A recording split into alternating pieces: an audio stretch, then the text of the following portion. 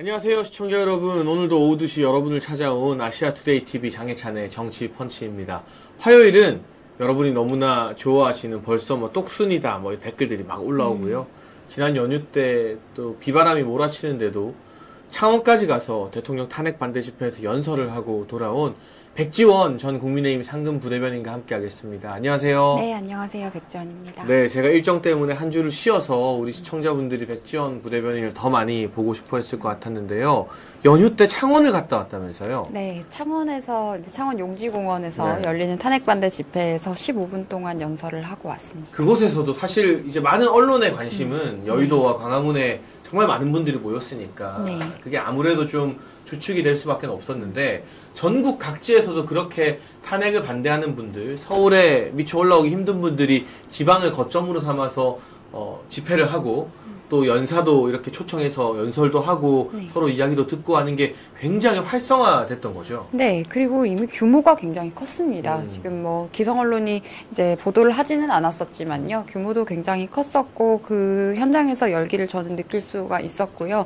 지금 상식인 것 같습니다. 탄핵 반대가 곧 상식이다 하는 민심을 많이 느끼고 왔습니다. 네, 창원 같은 경우에도 정말 많은 분들이 모였다, 규모가 컸다라는 이야기 들을 수 있었는데, 부산, 대구, 대전 할 거 없이, 그리고 지금은 호남에서도 여러분, 전남대, 또 조선대, 오늘은 어제였나요? 전북대까지 호남의 각지에서도 대학생들이 시국 선언을 하면서 탄핵 반대 열기를 불러일으키고 있다. 이게 단순히 그냥 동원된 집회가 아니라 전국적인 열기와 현상으로 번져가고 있는 것이고요. 이재명이 사실 지난 3일 전에 그야말로 개딸 총동원령을 내렸습니다. 탄핵 찬성 집회에 사람들 많이 모아달라. 그랬는데 여러분 유튜브 생중계 우리 아시아투데이가 중계하는 것도 보셔서 알겠지만 비교해보면요. 옛날에 저희가 어릴 때 이런 말 했었어요. 잽이 안 된다. 잽도 안 된다라고 할 정도로 탄핵 반대 집회에 경찰이 정말 보수적으로 낮게 잡아도 한 20만 정도의 인파가 몰렸다면 이 탄핵 찬성 집회에는 한 만여 명 남짓한 인파밖에 몰리지 않았습니다. 여기서 한 가지 제가 꼭 지적하고 싶은 게요. JTBC를 비롯한 언론들의 행태인데 다수의 주요 언론들이 이렇게 명확하게 머릿수 차이가 나는 탄핵 반대 집회와 탄핵 찬성 집회에 모인 인파를 제대로 분석하고 비교하는 게 아니라 그냥 뭉뚱그려서 3.1절에 탄핵 찬성 반대 집회가 있었다. 마치 이게 동등한 새 대결인 것처럼 뭉뚱그리는 그런 보도가 조중동을 비롯한 일부 언론들에서 나왔고요. 네. 제일 악질적인 건 JTBC인데 탄핵 찬성 집회에 사람 얼마 없는 걸 보여주면서 탄핵 반대 집회 이야기를 하고요. 네. 탄핵 반대 집회 광화문과 여의도에 사람이 빽빽하게 들어찬 그 영상을 띄우면서 탄핵 찬성 집회 소식을 전해요. 네. 그럼 잘 모르는 사람 입장에서는 탄핵 반대 집회는 저렇게 썰렁하고 탄핵 찬성 집회는 이렇게 사람이 많구나라고 오해를 할 수밖에 없는 거잖아요. 네. 이런 언론의 행태에 대해서는 좀 어떻게 보셔요? 언론과 사실 접촉을 많이 했었잖아요. 네. 부대변인으로서. 12월부터 지금까지 너무 일관되게 언론이 편향적인 모습들을 보여줬고, 그나마 이제 국민들께서 이제 여러 가지 비판의 목소리가 올라오니까 자성을 하는가 싶더니 말씀하신 것처럼 탄핵 반대 집회에 인파가 몰려 있는데 거기다가 이재명 얼굴을 띄웠었습니다. 그러면서 마치 그 인파가 이재명을 지지하는 것처럼 그런 식으로 또 호도를 하기도 했었고요.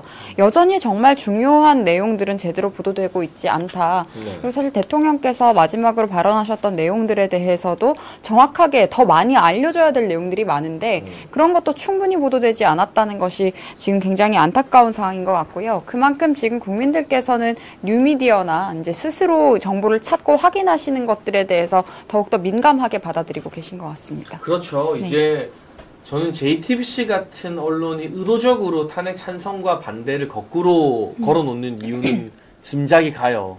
이건 너무 쉽잖아요. 네. 국민들을 호도하려고. 근데 조중동 같은 언론들마저도 또 종편들마저도 탄핵 찬성과 반대를 그냥 뭉뚱그려서 물타기 하는 이유가 무엇일까? 결국에는 기득권을 놓치기 싫어서거든요. 지금 이 탄핵 반대 집회의 열풍은 누가 뭐래도 유튜브를 중심으로 한 뉴미디어 채널들이 만들었습니다. 근데 이제 레거시 미디어라고 불리는 기존의 신문과 방송국에서 이 기득권을 놓치기 싫어서 대통령이 돌아오면 그리고 탄핵 반대 열풍이 이렇게 뜨거운 게 알려지면 자신들의 영향력이 이젠 줄어들고 밀린다는 것을 인정해야 하기 때문에 JTBC처럼 대놓고 사기를 치진 않더라도 그냥 3.1절 탄핵 찬성 반대 집회 사람들 많이 몰렸다. 이러면 5대5인 것 같잖아요. 네. 이런 식의 어떤 꼼수를 쓴다고 생각을 하고요. 그래서 우리가 더더욱 우리 아시아투데이도 아트TV를 만들어서 유튜브에 매진하고 있지만 이런 뉴미디어 채널들의 관심을 가지고 힘을 밀어주셔야 된다. 그리고 제가 오늘 시작하면서 꼭 강조하고 싶은 건 동시에 여러분 제대로 보도를 하는 기존 언론에도 여러분이 관심과 힘을 보내주셔야 됩니다.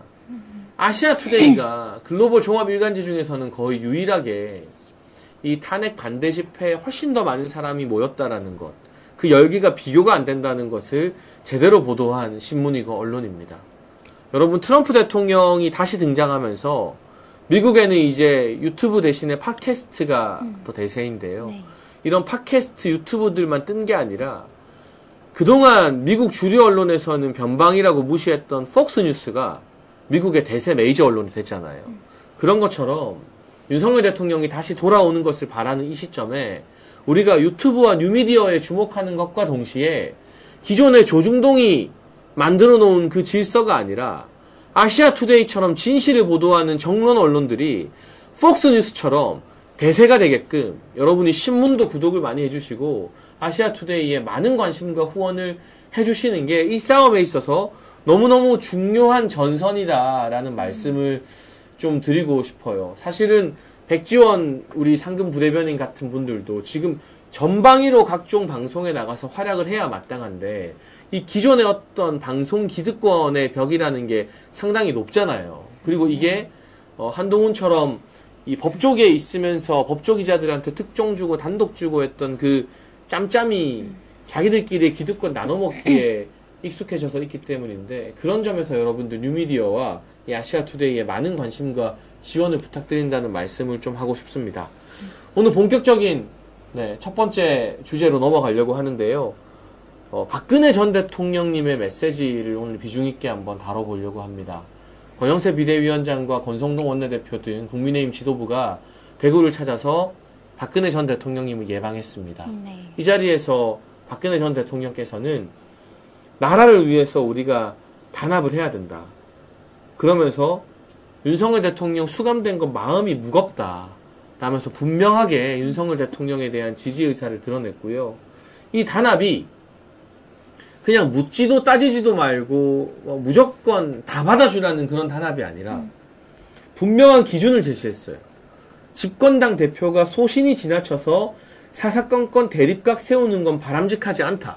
네. 그러니까 이런 인간들 빼고 단합하라는 거잖아요. 네.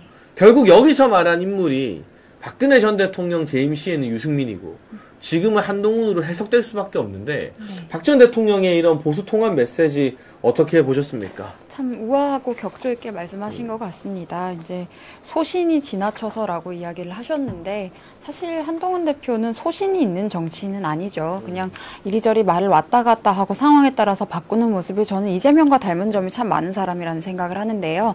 사실 집권 여당이 해야 되는 것은 대통령의 국정 운영에 대해서 잘 보필하는 역할도 있는 것입니다. 그런데 이런 과정에 있어서 정책에 대해서 반기를 들고 정책에 대해서 충분히 본인이 공부하거나 기조를 갖고 있는 것도 아니면서 무조건 대통령과 적대적으로 대립하는 구도를 통해서 본인의 정치적 이익을 얻으려고 했던 사람이 한동훈 전 대표이기 때문에 비판을 받고 있는 것이고 지금은 대표가 아니지만 그럼에도 불구하고 박근혜 전 대통령께서 언급을 하셨던 것은 지금 전국이 이렇게 치닫는 데에는 그렇게 기여했던 소위 간신배들의 역할이 있었다라고 보시고 계신 것 같습니다. 사실 그렇습니다. 우리가 힘을 합쳐서 정권 교체를 했고 대통령이 선출이 되었으면 그 대통령이 우리가 함께 지향하는 가치와 그 방향성으로 국정 운영을 함에 있어서 함께 보조 역할을 해야 되는 겁니다. 잘 발을 맞춰서 갔어야 되는 거거든요. 그런데 전혀 그런 모습들을 보여주지도 못했었고 그리고 국무위원 출신이라고 하면서도 대통령이 주요하게 지금 해왔던 4대 개혁 같은 내용들에 대한 충분한 이해도 없는 모습들도 많이 보여줬었거든요. 그래서 이런 여러 가지 지점을 지적을 하신 것 같고 사실 지금 비대위 체제로 들어섰다고는 하지만 여전히 소위 친한계라고 하는 사람들이 당내의 주요 당직에 지금 좀 장악하고 있습니다. 그러니까 우리 당이 아직도 제대로 저는 재정비가 되거나 기강이 잡히지 않았다라는 인상을 좀 당원들께서도 많이 갖고 계신 것 같은데요. 박근혜 전 대통령께서는 이런 여러 상황에 대해서 굉장히 부드럽고 우아하게 표현을 해주셨던 것 같습니다. 그러니까 심지어 권성동 원내대표가 과거에 탄핵 소추위원장이었잖아요. 네. 법사위원장이었으니까. 네. 과거에 마음 아프게 해서 죄송하다라고 사과를 하니까 다 지나간 일이다. 개의치 말라라는 사실 범인으로서는 보통 사람으로서는 상상하기 힘들 정도의 그릇이 크고 깊은 모습까지 보여주셨습니다. 그런데 네. 자신을 탄핵하는 데 앞장섰던 당시의 탄핵 소추위원장도 내가 용서할 수 있지만 나라를 위해서 국가의 미래라는 말씀을 박근혜 전 대통령이 강조하셨는데요. 국가의 미래를 위해서는 지나친 개인 행동을 하는 사람들 도움이 안 된다라고 명확하게 선을 그은 거예요. 네. 그럼 저는 여기서 어떤 개인적인 정리 이런 게 중요한 게 아니라 이 지금의 어떤 이 배신자들 한동훈과 그를 따르는 사람들이 국가의 미래를 위해서 도저히 용납하기 힘든 사람들이다. 이 사람들은 완전히 배제하고 우리가 단합을 해야 이 민주당과 이재명과 맞서서 싸울 수 있다라는 중요한 메시지를 전하신 것 같고 박근혜 전 대통령은 이미 그 경험이 있잖아요. 그렇죠? 네. 그래서 그냥 통합이라고 해서 단합이라고 해서 무턱대고 이 사람 저 사람 다 받아주는 게 통합이나 단합은 아닐 것 같아요. 어떻게 보십니까? 네, 뭐 나경원 의원께서도 요즘에 이제 좌파 기득권 카르텔을 청산하자라고 하시면서 이제 기생충 같은 기회주의자에 대해서도 이야기를 합니다. 네. 근데 특히 지금까지 보수 진영이 그런 기회주의자들에 대해서 너무나도 관대할 정도로 그들을 방치해 왔다는 생각이 드는데요. 사실 한동훈 전 대표의 정체성은 윤석열 대통령이 그를 정치인으로 사실상 데뷔를 시켜주신 것 아닙니까? 그렇죠. 네. 사실 그 이른 나이에 그 상황에 법무부 장관에 임명이 됐었고 또 비대위원장이 임명이 됐었고 또 이제 정부를 잘 보필하겠다라는 그 명분 하나로 당대표까지 당선이 되었으면서 시시각각 대통령에 대해서 어떻게든 반기를 들어서 본인의 정치적 입지를 만들어 보려고 하지 않았습니까? 억지 반윤을 하면서 우리 국정 운영을 굉장히 황폐화시켰던 장본인이기 때문에 저는 절대 용서할 수 없다라는 생각이 들고요. 이 어지러운 시국에 모두가 지금 투쟁을 하고 싸우느라 국회의원도 물론이지만 지금 국민들께서 거리로 나서서 지금 저도 그렇고 이제 밤낮으로 걱정을 하느라 이제 식사도 제대로 못한다 이런 분들도 굉장히 많거든요. 근데 그 와중에 본인이 책을 써서 출판을 하지를 않나 또 무슨 연극 관람을 했다고 옷 입은 거나 이런 거 보면 또다시 대학생 코스프레 같은 것도 하시더라고요. 네. 그러니까 여전히 정신을 못 차리신 것 같은데 이런 사람이 감히 보수라는 단어를 사용하게 두어서는 안 된다라는 생각을 하고요. 이제 이거는 관용이 아닙니다. 이런 사람들을 용납해 주는 것은 관용이 아니고 바보처럼 또다시 속아 넘어서 당하는 것이기 때문에 이런 여러 가지 어지러운 상황임에도 불구하고 옥석을 정확히 가려서 분별할 줄 알아야겠다라는 생각이 듭니다. 네, 그리고 이 배신의 정의에 대해서 제가 한번 말씀을 드리고 싶은데요. 박근혜 전 대통령께서 권성동 원내대표의 사과를 받아준 배경에는 이런 것도 있을 겁니다. 여러분 아시겠지만 권성동 원내대표는 친이계 대표 주자죠. 친박계가 아니에요. 그러니까 이명박 전 대통령 때 청와대에서 비서관 하다가 국회의원이 됐거든요. 그러니까 정치적으로 박근혜 전 대통령에게 빚을 진 건 없어요. 그런데 유승민 전 의원 같은 경우는 오늘 제가 아침에 YTN 방송을 하는데 앵커가 그런 질문을 하더라고요. 권성동 원내대표 사과도 받아줬으니까 박근혜 전 대통령이 유승민 전 의원을 만날 수도 있는 거 아니냐. 근데 제가 그건 결이 다르다. 왜냐하면 유승민 전 의원은 박근혜 전 대통령이 없었으면 정치인이나 국회의원으로 성장하지 못했을 것이다. 박근혜의 비서실장으로 이름을 날려서 네. 정치적 입지를 쌓고 원내대표까지 됐다. 그랬던 마당에 배신을 한 것이기 때문에 이거는 정치적으로도 인간적으로도 용납할 수 있는 선을 넘어선 것이다. 그 차이가 분명히 있다라는 말씀을 드렸고 여기서 저는 한동훈으로 돌아와 보면 우리가 한동훈 따라다니는 친한계나 뭐 이런 사람들 참 마음에 안 듭니다. 그렇지만 저는 대통령님 검찰총장 퇴임하시자마자 바로 모셨잖아요. 근데 친한계 이번에 초선으로 들어온 비례대표나 일부 지역구는 윤석열 대통령 얼굴도 못 본 사람들이 있어요. 총선 전에, 국회의원 되기 전에는. 네.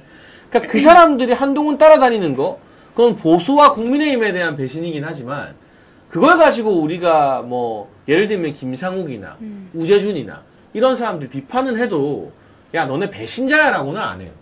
왜냐? 그 사람들이 뭐 윤석열 대통령 덕을 보거나 윤석열 대통령과 접점이 있었던 건 아니니까요. 네. 근데 한동훈은 경우가 다른 게 윤석열 대통령이 아니었으면 법무부 장관은 꿈도 꿀 수 없거든요. 네. 그러니까 중앙지검장 가지 않을까라는 관측이 지배적이었는데 인수위 때. 인수위에 계셨으니까 잘 알잖아요. 네. 그때 우리 소문은 한동훈이 중앙지검장 가겠지? 검찰총장은 너무 센 것 같다. 이런 게 지배적이었고 장관 인사 발표하는데 한동훈이 왔다 해서 완전 충격과 공포의 도가니였잖아요. 네. 아무도 몰랐어요. 그거 정말 인수위에 있었던 쟁쟁한 국회의원들도 몰랐던 특급 기밀사항이었는데 그러니까 윤석열 대통령 때문에 일약 황태자가 됐고 스타가 된 거고 비대위원장도 제가 최고위원 물러나면서 한동훈은 비대위원장으로 시켜야 된다라고 의총에서 막 이야기했었던 건데 그게 대통령의 의중이니까 한동훈 비대위원장 시키려고 한 거지 한동훈이 이쁘고 잘나서 비대위원장 시키려던 건 아니잖아요. 네. 그러니까 이 모든 정치적 입지를 윤석열 대통령이 다 만들어준 거예요. 물려준 거예요. 그러니까 유승민이 박근혜 전 대통령한테 받은 은혜보다 제가 객관적이고 냉정하게 봤을 때 한동훈이 윤석열 대통령께 받은 은혜가 더 커요. 네. 왜냐하면 유승민은 어쨌든 아버지가 그 지역 국회의원이었거든요. 그러니까 그 동구라는 지역에서 나름 그래도 아버지에 대한 동정 여론이나 뭐 이런 게 정치적 자산 이런 게 있어서 세습 정치인이긴 하지만 박 전 대통령 덕도 많이 봤지만 정치적 기반이 아예 없지는 않았어요. 근데 한동훈은 윤석열 대통령이 아니면 정치적 기반이 제로잖아요. 제로. 네. 아예 없잖아요. 그러니까 그런 인물이 대통령 등에 칼을 꽂았기 때문에 이건 단순히 정치적 입장이 다르다라는 차원이 아니라 정치적으로든 인간적으로든 저는 우리 사회에서 용납하기 힘든 배신이라고 생각합니다. 네, 그리고 평생의 은인을 사실 배신한 것이기 때문에 이제 뭐 유승민 전 의원의 사례를 들으셨는데 그런 경우에는 이제 공적인 인연이었다라고 하면 사적인 인연까지 수십 년간 지금 겹쳐 있지 않습니까? 네. 김건희 여사께서 따로 선물이나 반찬을 챙겨주셨고 이런 일화들을 이제 다 알고 있지 않습니까?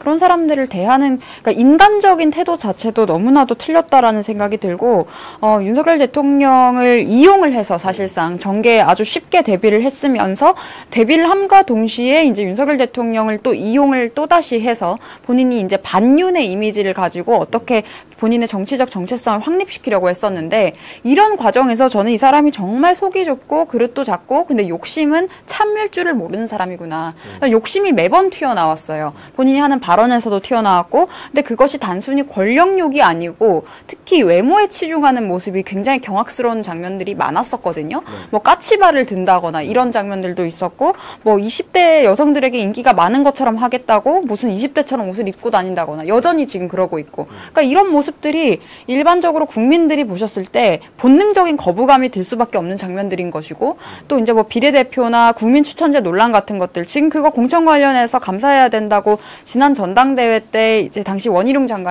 후보가 이야기하셨지 않습니까?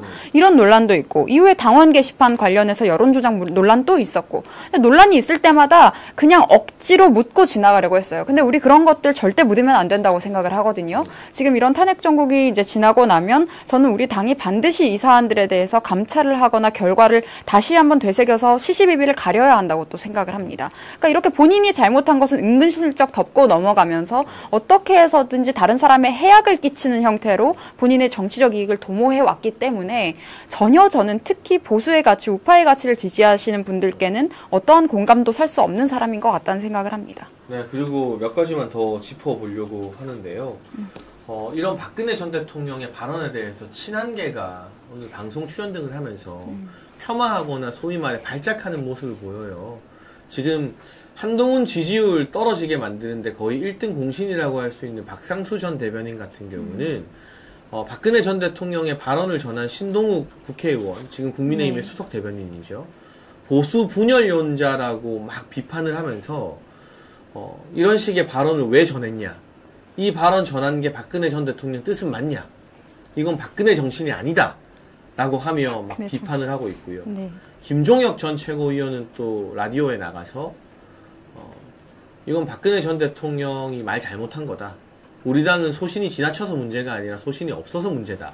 막 이런 이야기를 하더라고요. 네. 근데 공교롭게도 박상수와 김종혁 두 사람이 모두 MBC에 나가서 이런 비판을 했습니다. 네. 그러니까 이제 이 박근혜 전 대통령이 보수 분열을 하는 게 아니라 이를 빌미로 보수를 친한과 친한이 아닌 사람들로 분열시키고 싶어하는 MBC의 어떤 이 놀이판에 그대로 이용당하고 있는 모습인데 이런 친한계 스피커들의 박근혜 전 대통령에 대한 공격과 비판은 좀 어떻게 보셔요?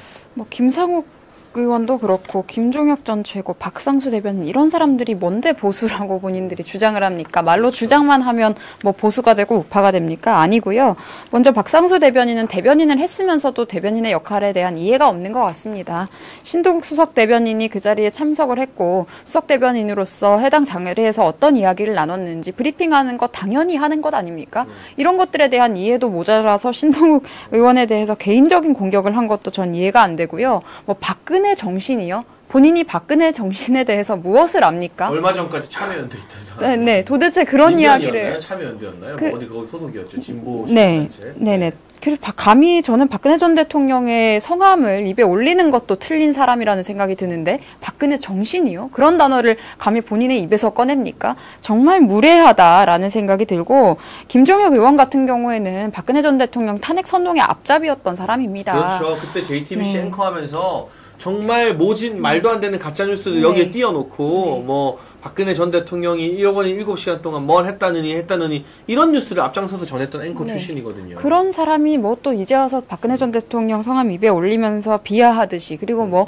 소신이 없어서 문제라고요. 그러니까 소신이 없는 이런 사람들이 한동훈이라는 사람을 통해서 이권을 창출하려고 따라 들어와서 지금 문제가 되는 거 아닙니까? 사실상 민주당의 개딸이랑도 똑같은 모양새예요. 어떠한 이념적이거나 가치적인 지향점은 없고 한동훈이라는 인물 하나를 통해서 어떻게 해서든지 본인들의 권력욕을 채우고자 하는 굉장히 무능한 집단인데 감히 보수라는 이름 그만 팔았으면 좋겠고요. 박근혜 전 대통령 성함 그렇게 입에 함부로 올리지 마시라고 경고 좀 하겠습니다. 그러니까 저는 이 보수 분열이라는 박상수 대변인이나 전 대변인이나 친한계의 말에 이렇게 대답하고 싶어요. 너네 보수 아니다.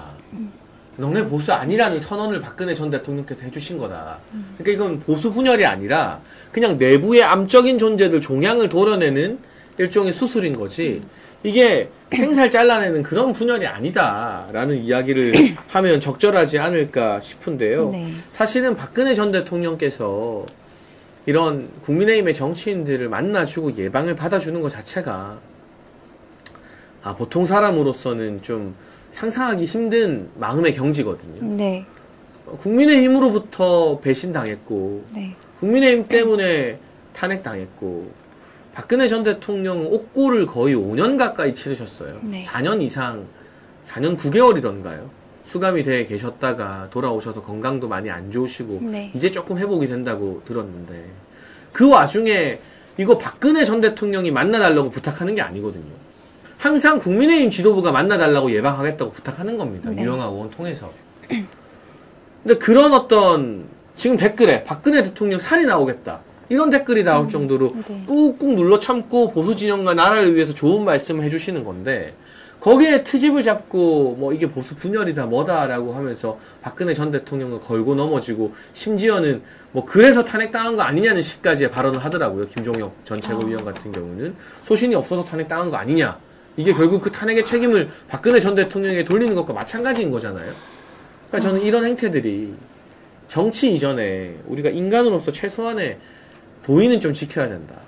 감히 지금 박근혜 전 대통령께 소신이 없어서 탄핵당한 거 아니냐 이런 말을 그 당시에 뭐 소신을 지키는 정치인들이 많이 없어서 결국 쓴소리 못해서 안 좋아진 것 같다 뭐 이런 이야기를 하더라고요. 본인이 탄핵 선동에 앞잡이 노릇을 했으면서 그런 이야기 하면 안 될 것 같고요. 지금도 문제가 되고 있지만 가장 큰 논란거리는 가짜 뉴스입니다. 그렇죠. 그리고 신변 잡기적인 인격 살인이 자행되는 것들. 특히 보수에서 대통령만 나왔다 하면 그런 공격이 있거든요. 지금 박근혜 전 대통령에 대해서도 낙곰순이 이런 사람들 굉장히 외설적인 비하를 했었습니다. 그러니까 이게 입에 담기가 힘들어요. 무슨 혼외자가 있다. 저 정말 말을 못 하겠어요. 이 최순실 씨의 남편 정윤회 씨와 뭐 밀회 관계였다.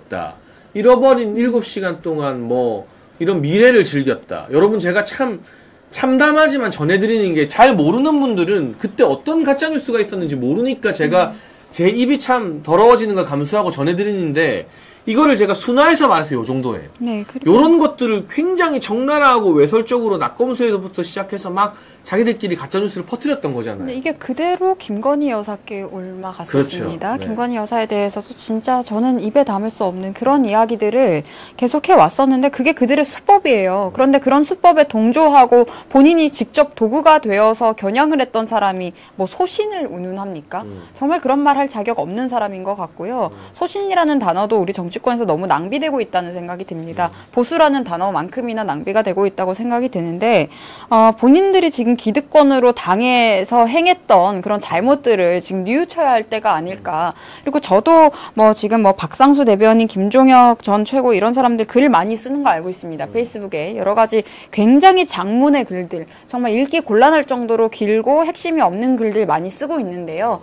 그런 것들에 대해서 다들 지금 반감이 없어서 대처하지 않는 것이 아닙니다. 지금 탄핵 정국에서 가장 중요한 것은 대통령의 복귀이기 때문에 그 목적을 위해서 모두가 지금 탄핵 반대를 위해서 지금 박수영 의원 같은 경우에는 지금 단식도 하고 계시지 않습니까? 그렇죠, 네. 다 같이 힘을 모으고 있는 이때 아직도 본인들의 사리사욕과 망상에 젖어 있는 세력이 한동훈 전 대표와 그 측근들이다라는 생각이 들고요. 지금 본인들에 대해서 지금 대항을 할 수 없기 때문에 하지 않는 것이 아니라 언제든지 할 수 있지만 지금 시국이 시국인지라 미뤄지고 있는 점이라는 것들도 알아야 될 것 같습니다. 그렇죠. 지금 정말 이 어려운 시국에 엄동설안에 국민들이 나와서 대통령 탄핵 반대, 탄핵 무효를 외치고 있는 이 시점이기에 한동훈과 친한계와 우리가 굳이 시끄러운 설전을 안 일으키려고 많이들 참고 있고 이제는 지지율도 뭐 형편없는 수준이라 무시하고 관심을 안 주는 수준인 건데 이런 식으로 지금 막 관심을 끌어일으키면서 온갖 분탕질을 치고 다니면 그냥 묵과할 수가 없다는 거죠. 하나만 더 관련해서 짚고 넘어가겠습니다. 한동훈이 TV조선 뉴스 인터뷰에 나와서 이런 이야기를 했어요. 갑자기 윤석열 대통령에게 미안하게 생각한다. 그런데 계엄의 바다 건너지 않고는 미래를 극복하지 못한다. 이재명 막기 위해 뭉치자.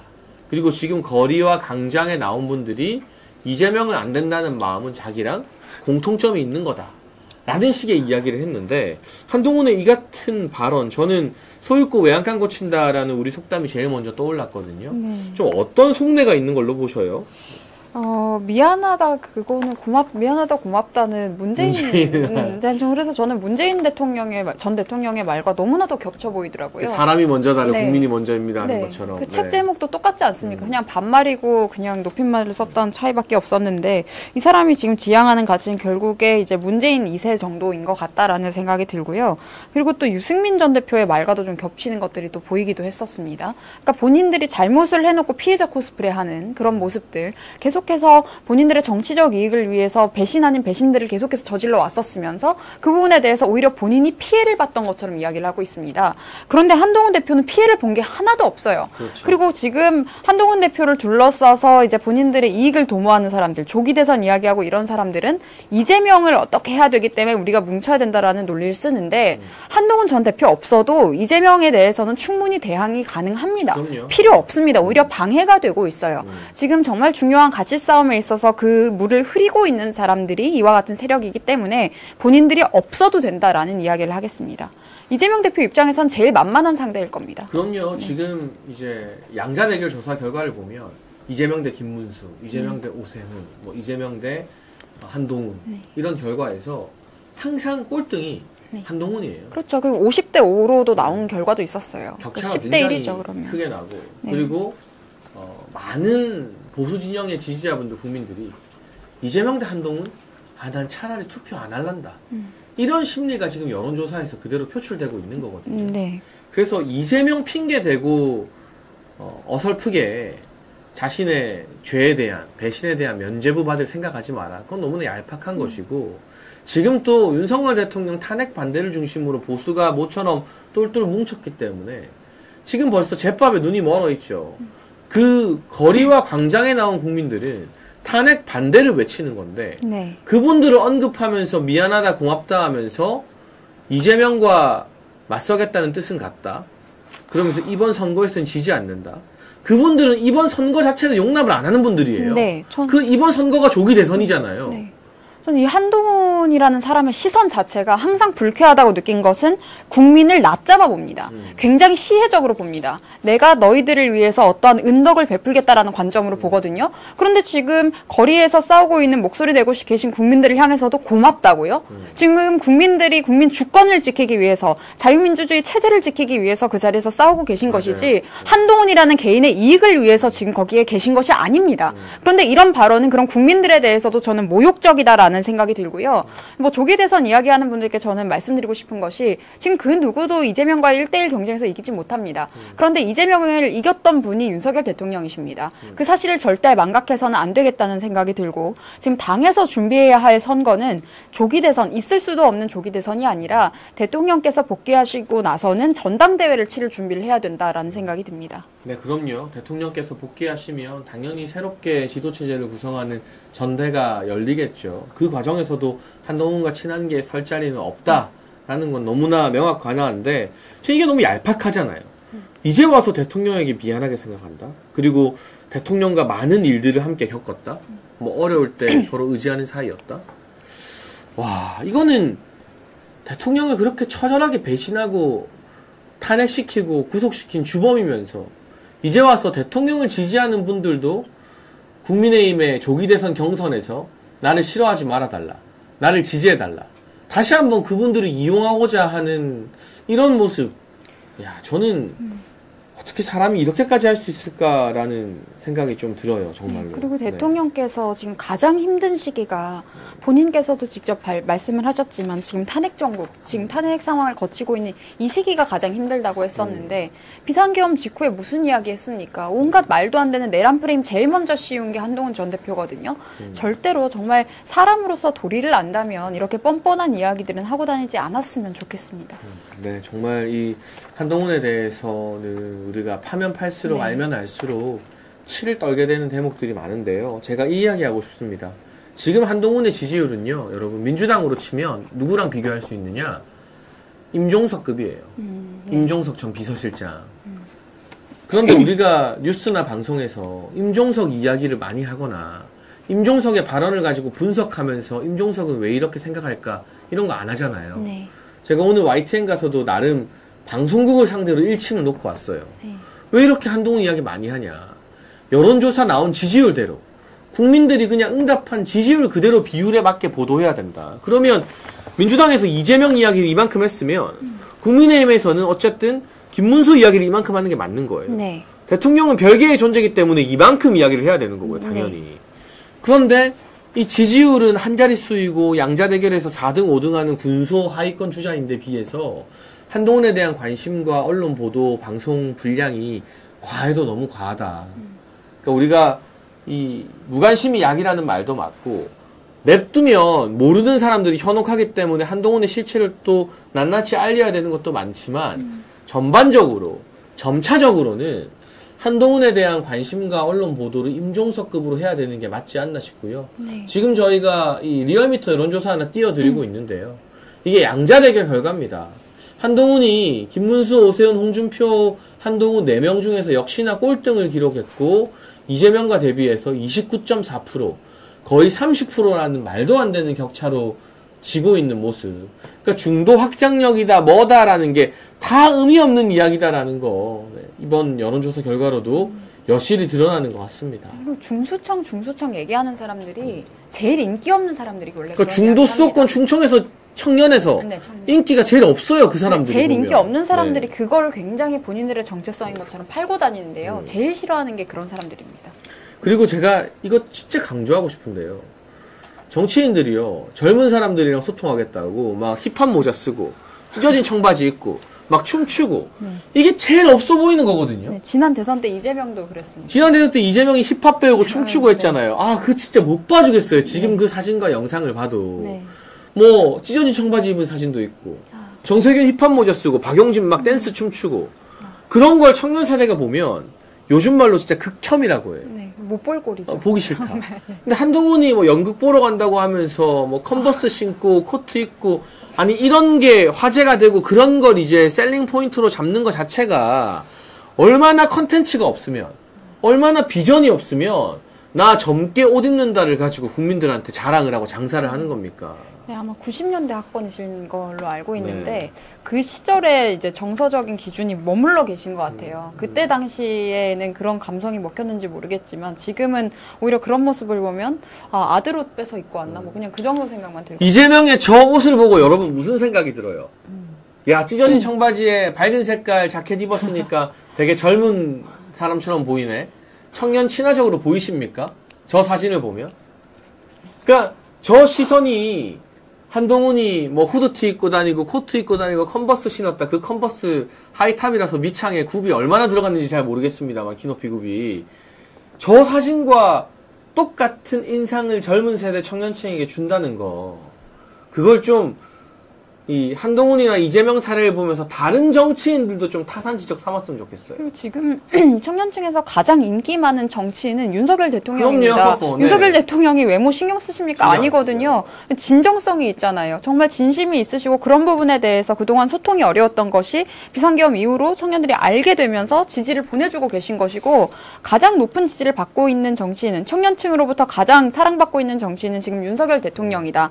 그리고 지금 과거에도 그렇고 인기가 많았던 사람이 또 홍준표 시장 있지 않습니까? 이런 분이 외모 치중해서 인기 있는 게 아니에요. 네. 우리와 가치관과 생각을 공유하고 있고 이해하고 있기 때문에 인기가 많았던 거거든요. 맞아요. 그런 점을 알아야 될 것 같은데 그런 것들을 따졌을 때 정말 우리 세대와 양립할 수 없는 사람이 저는 한동훈 전 대표라는 생각도 합니다. 제가 대선 경선 때 또 대선 때 윤석열 대통령님 모셨던 생각이 나는데 청년 행사를 제가 다 주최하잖아요. 네.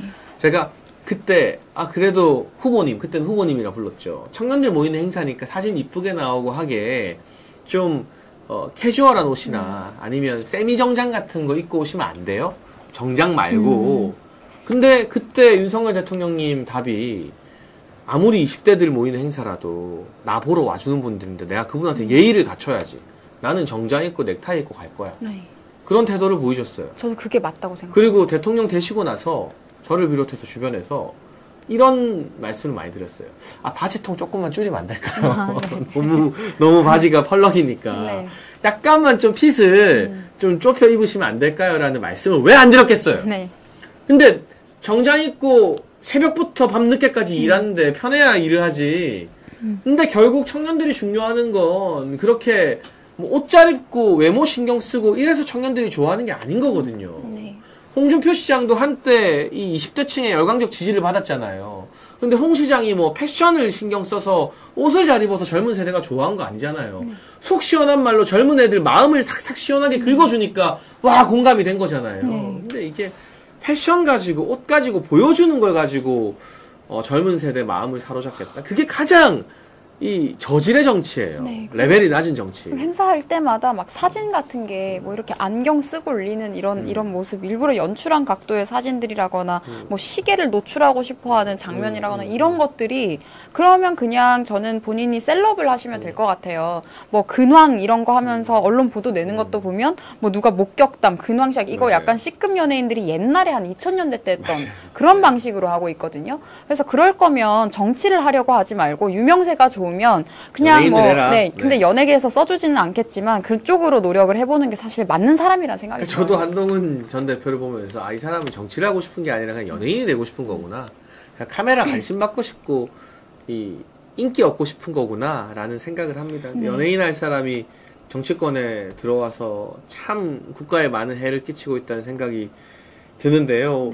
주니모드님께서 백지원 부대변인께 지원 하트라고 또 응원의 슈퍼챗 보내주셨습니다. 감사드립니다.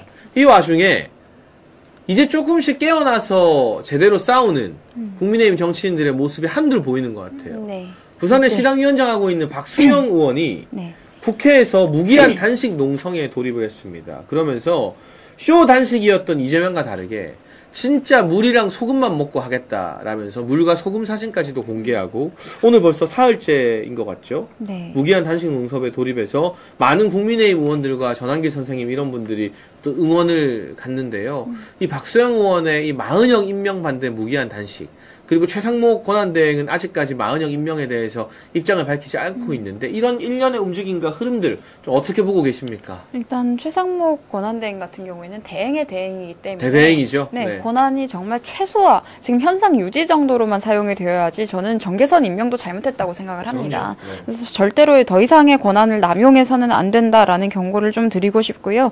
박수영 의원 같은 경우에는 이제 탄핵 정국에 있어서 뭐 이제 본인의 부산시에 있는 사무실이 좌파 세력에 의해서 한번 막혔었던 상황도 있었고 이런 여러 가지 상황에 있어서 많이 겪으신 바가 있는 분이라는 생각을 합니다. 그리고 이런 단식이나 뭐 삭발투쟁 이런 것들에 대해서 과거에 언론에서 부정적으로 비춰왔지만 저는 필요할 때는 꼭 사용해야 되는 카드라는 생각이 들거든요. 네. 그리고 사실 당 지도부도 이런 부분에 있어서 진작 저는 좀 했어야 된다는 생각이 드는데 이제라도 이제 원내에서 이런 움직임이 있는 것은 다행이라는 생각이 들고요.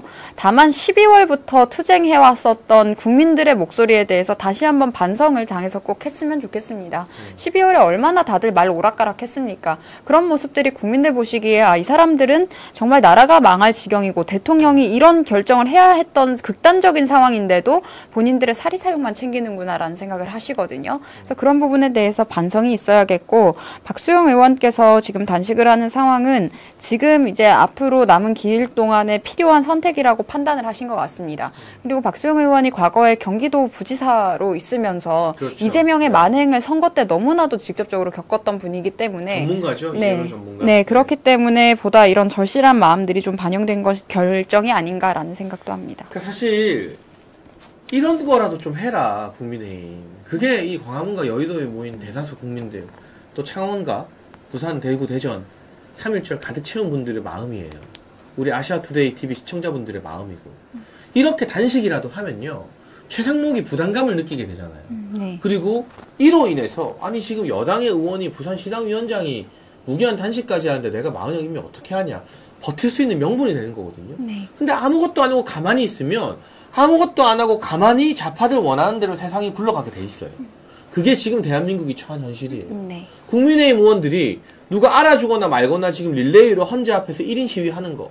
박수영 의원 단식을 하면 단식은 이재명이 할 때도 어쨌든 카메라가 가고 정치인들과 국민적 관심이 대상이 되잖아요. 네. 이거 2, 3일 더 지나면 사실 이재명처럼 뭐 진짜 단식인지 아닌지 밤 되면 어디 당대표실 들어갔다 오고 이런 단식이 아니라 박수영 의원처럼 텐트 치고 잠도 여기서 자고 물이랑 소금만 마시잖아요. 이틀 뒤면 쓰러져요 이제. 네. 앉아있기 힘들어요 정말로. 생단식을 이렇게 4, 5일 해버리면. 네.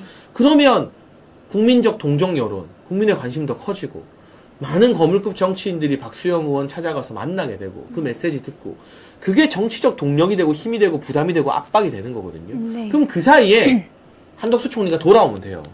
그러면 해결되는 거예요. 네. 한 총리가 돌아와서 나는 마은영 임명 안 하겠다. 공식적으로 입장 밝히면 단식 해제할 수 있는 명분이 생기고 이렇게 정치적 명분을 만들어가면서 압박을 해나가는 게 어마어마한 세금 받는 국회의원들에게 우리 보수 진영의 지지자들이 바라는 바가 아닐까 싶어요. 네. 진짜로. 네, 그런 것도 그렇고 사실 국회의원이 어떤 일을 해야 되고 당에서 또 어떤 싸움을 해나가야 되는지 어떤 가치 투쟁을 해야 하는지를 모르는 사람들을 한동훈이 본인과의 인맥이나 이런 것 때문에 많이 공천을 하고 원내에 진입시키면서 당의 기강도 무너지고 많이 어려워졌던 상황이 생긴 것 같습니다. 그런데 우리가 이번에 여러 가지 위기 상황을 겪으면서 국민들께서도 당원들께서도 지금 이제 옥석을 다 분별하고 계시기 때문에요. 앞으로도 당의 질서도 함께 잘 잡아나갔으면 좋겠습니다. 네, 사실 한동훈식 공천을 제가 예를 들어서 백지원 전 부대변인이 백지원이 아니라 만약 진씨였으면 진지원이었으면 아마 비례대표 공천 받지 않았을까요? 그런 식으로 공천이 이루어졌기 때문에 이 국민의힘 의원들이 싸우지 못하고 매번 이재명에게 밀리다가 결국 보다 못한 대통령께서 비상 결정을 할 수밖에 없었던 것은 아닌가. 네. 지금이라도 많은 의원들이 박수영 의원 찾아가서 격려하고 응원을 하고 있던데 이런 모습을 좀 배워야 된다. 그리고 남의 일이 아니다. 박수영이 일이다. 이게 아니라 우리도 뭐 단식이 아니더라도 다른 각오로 국민의힘 의원들 전원이 좀 이 시국을 똘똘 뭉쳐서 이겨내기 위한 노력을 해야 된다는 말씀을 드리고 싶고요. 네. 한덕수 총리가 돌아오면 자연스럽게 저 박수영 의원의 단식도 끝날 거라고 생각되는데 이르면 2주 목요일이나 금요일쯤 선고가 날 것으로 법조계에서 전망을 하고 있습니다. 당연히 이번 주 안에는 한덕수 총리 탄핵 심판 선고되고 돌아와야 되겠죠? 네, 뭐 말도 안 되는 탄핵이기 때문에 당연히 저는 기각 판결이 나와야 된다라고 생각을 하고요. 헌법재판소에 대해서 국민들이 불신하고 계신 상황도 본인들이 의식을 좀 해야 된다고 생각합니다. 우리법 연구회 소속들이 그렇게나 많은데 지금 어떻게 재판 과정에 대해서 국민이 신뢰할 수 있겠습니까? 그리고 지금 민주당에서 그리고 야당에서 29번의 탄핵을 해왔었는데요. 이게 또 기회비용이 다 국민 세금으로 들어갑니다. 한 번 할 때마다 1억 몇천만 원 정도 지금 계속 소요가 되고 있는 것으로 아는데 그게 거의 2억 가까이 소진되고 있는 것으로 알고 있는데 그거 본인들 돈으로 하는 것이 아니라 그 또한 국민 세금 가지고 지금 하고 있다는 것 국민들께서도 아셔야 될 것 같습니다. 네, 그리고 한덕수 총리가 돌아오는 이번 주 그러면 대통령 탄핵 심판 오늘부터 헌재 평의가 시작되는데 이 평의의 분위기도 많이 바뀔 거라고 생각이 되고요. 또 한 가지 이번 주 안에는 대통령님에 대한 구속 취소 소식이 좀 들려와야 됩니다. 들려올 것이라고 믿고 사실 양측의 의견서 접수가 다 끝냈고 열흘 정도의 시간도 지나갔기 때문에 저는 이번 주에 2가지 기분 좋은 소식이 있기를 믿고 또 바라는 마음인데 첫 번째가 한덕수 총리 귀환이고요. 두 번째가 윤석열 대통령님 구속 취소. 뭐 경중을 따지는 게 아니라 저희가 뉴스 흐름상 첫 번째, 두 번째라 했지만 대통령님 구속 취소와 한덕수 총리의 귀환 소식이 이번 주에 전해지면 헌재 내부의 분위기, 국민 여론 이런 것들이 또 완전히 바뀌게 될 겁니다. 애초에 불법 영장으로 대통령에 대해서 불법 체포를 시도하지 않았습니까? 그런 것들이 구렁이 담 넘어가듯이 아무렇지 않게 지금 자행되어 왔다는 게 너무 큰 문제라고 생각이 들고요. 대통령께서도 이런 불법에 굴하지 않으려고 하셨으나 우리 청년들이 다칠 것을 염려하셔서 직접 본인이 걸어서 들어가셨었던 겁니다. 그래서 지금이라도 저는 하루빨리 이 불법 영장으로 불법 감금하고 있는 이런 상황들이 끝나야 된다고 생각합니다. 네, 어케이님께서 백지원을 다음에는 국회로 보내자 이렇게 또 댓글을 달아주셨습니다. 매주 화요일 우리 백지원 전 부대변인과 함께 정치펀치 하니까 여러분 기억해 주시고요. 마지막으로 이 소식 한번 짚어볼게요. 이재명이 엔비디아라고 여러분 아시죠? 지금 한창 핫한 뭐 그리고 우리가 AI 할 때 이 메모리 칩이라던가 뭐 그래픽 카드, 반도체 각종 이 빅테크 기업에서 만들어내는 것들이 필수제. 우리 지난 대선 때도 대한민국이 뭐 기축통화국이 될 것이다. 본인이 당선되면 바로 코스피 3,000 간다. 뭐 이런 허황된 소리들을 해왔었습니다. 김포공항에서 비행기가 수직 이륙한다는 공약도 냈었어요. 근데 그게 무슨 의미인지 저는 모르고 썼던 말인 것 같아요. 수직 이륙의 의미도 몰랐지 않나라는 생각이 드는데 K 엔비디아 이야기도 엔비디아라는 말을 어디서 많이 들어보니까 그냥 이야기한 것 같아요. 근데 엔비디아가 뭐 하는 기업인지에 대한 이해도 전혀 없었을 거라는 생각이 들고요. 일단 이재명은 본질적으로 공산주의자입니다. 그렇죠. 기본소득과 토지 공개념을 주장하는 공산주의자이기 때문에 절대 대한민국 자유민주 체제 하에서 선택되어서는 안 되는 사람이고 사실 이런 사람은 정치를 해서는 안 되는데요. 참 이런 사람을 키워오고 그에 기생해왔던 민주당을 포함한 좌파 세력들이 다시 한번 참 역겹다라는 생각이 들고 있는데 지금 이재명은 경제에 대해서 아는 게 사실 하나도 없습니다. 뭔가 아는 게 있다면 그런 발언은 절대 할 수 없는 것이고 이런 말씀을 호도되실 국민들도 이제 더 이상은 없다는 생각이 들고요. 또 한 가지 살짝 또 한동훈 전 대표의 발언과 겹쳐 보이는 것이 한동훈 전 대표가 그 사람이 먼저다의 본인 버전 책에 대해서 이제 홍보를 하면서 그런 글도 있더라고요. 뭐 청년과 AI에 관심이 많다? 청년과 AI가 무슨 관련이 있습니까? 그냥 어디서 들어본 거, 왠지 좋아 보이는 거 그냥. 왠지 이 이야기하면 신선해 보일 것 같은 거 그냥 조합해서 말하는 건데요. 뭐 이재명의 화법이나 비슷한 측면이 있는 것 같아서 한번 짚어드립니다. 네, 그리고 뭐 계엄이 성공했다면 자기가 연평도 앞바다에 물고기밥이 됐을 거다라는 과격한 국민의 공포심을 자극하는 발언으로도 문매를 받고 있는데 이거는 연평도 포격의 아픔이 있는 그 주민들 그리고 또 관련 장병들을 모욕하는 심각한 말이죠. 그리고 저는 지도자가 이렇게 품격 없는 저질의 언어로 국민의 공포감과 어떤 두려움을 자극하는 것은 절대 지양해야 된다고 보는데 이 물고기밥 발언 이런 거 들으면 좀 소름이 돋지 않나요? 네, 저는 이게 연평해전에서 전사하신 국군에 대한 모욕의 의도도 저는 있다고 봐요. 그들이 그렇게 모욕을 하면서 자주 썼던 용어이기도 하거든요. 그렇죠. 네, 그런 부분에 있어서 지금 박선원 의원이 지금 탄핵 정국에 있어서 민주당에서 앞장서고 있지 않습니까? 그렇죠. 이제 국가보안법 위반 전과자인데 이 사람이 당시에 여러 가지 상황들, 천안함에 대해서도 이게 우리나라 잘못이라는 것처럼 선체 결함설 같은 것들을 주장했던 사람이에요. 이런 사람들이 지금 앞잡이 노릇을 하고 있는 있는데 국민 여러분께서 분별을 잘 해주셔야 될 것이라는 생각이 들고요.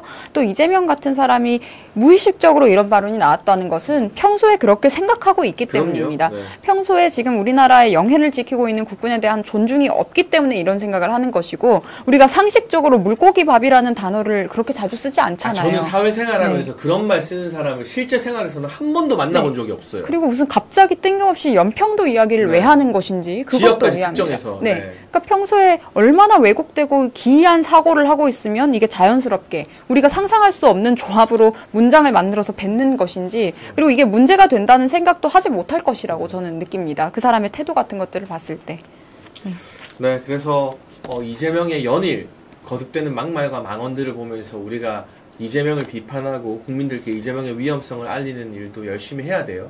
그렇지만 동시에 이재명만 비판한다고 전부 다 보수인 것은 아니다.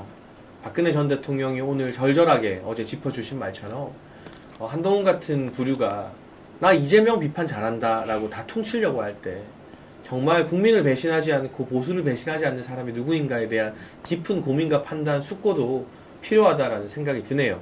미영키님께서 슈퍼챗으로 개만도 못한 금수가 개가 돼서라도 국민을 지키겠다는 가발 진짜 어이없습니다 라고 댓글 달아주셨는데요.